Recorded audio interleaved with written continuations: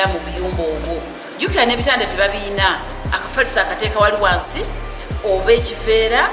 Abasinga obungi n'obasanga edda nga basula ku biveera wansi, tebalina mufaliso.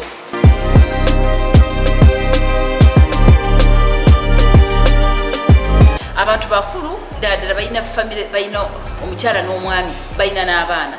N'osanga nga akayumba bwe kati kalimu omwami, kalimu omukyala, alimu n'abaana 5 oba 4 oba n'8 bali mu kantu ako.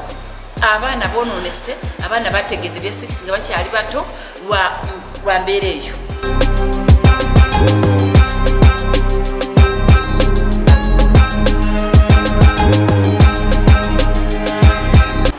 In such setting or slums, you realize that as they come from the villages to towns, they are looking for survival.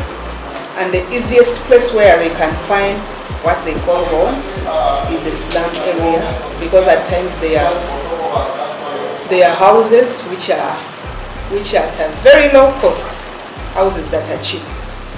Then they could be having friends that could tell them, come and share this room. You'll be getting from here, going to find survival elsewhere. So the population keeps on building in those areas.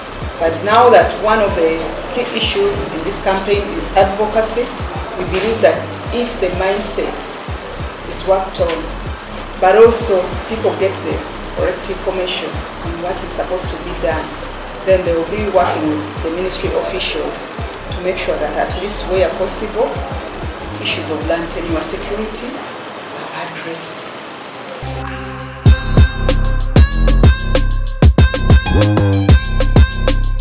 We need to transform slum areas so that it is safe and it is also habitable.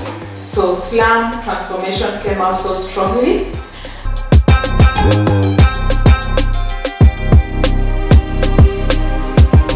Under a certain income level, it's such a challenge for you to sustain your housing when you do not have access to an adequate financing model. So that is a big challenge. We also found that in terms of building materials and building costs, they are high, especially when you are trying to do them according to the building standards.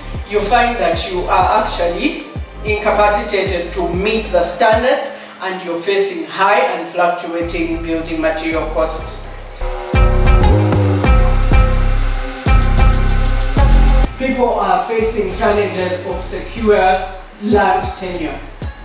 Ownership of land in Uganda is such a challenge. Honorable Minister, I am sure you have been at the forefront of the land tenure issues in Uganda, so you know how gross they are.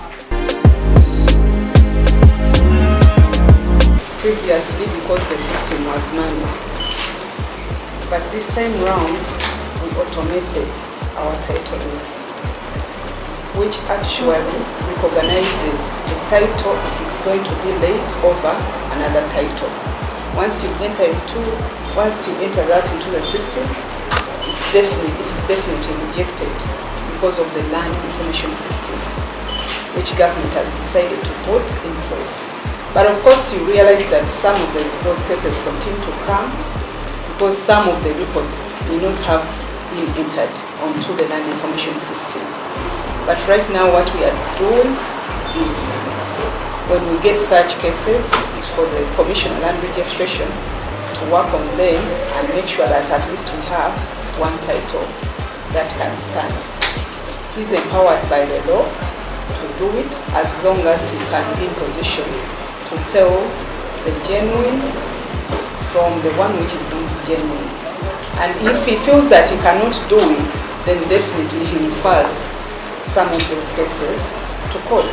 And where a court has pronounced itself, then it's very easy for the ministry to implement.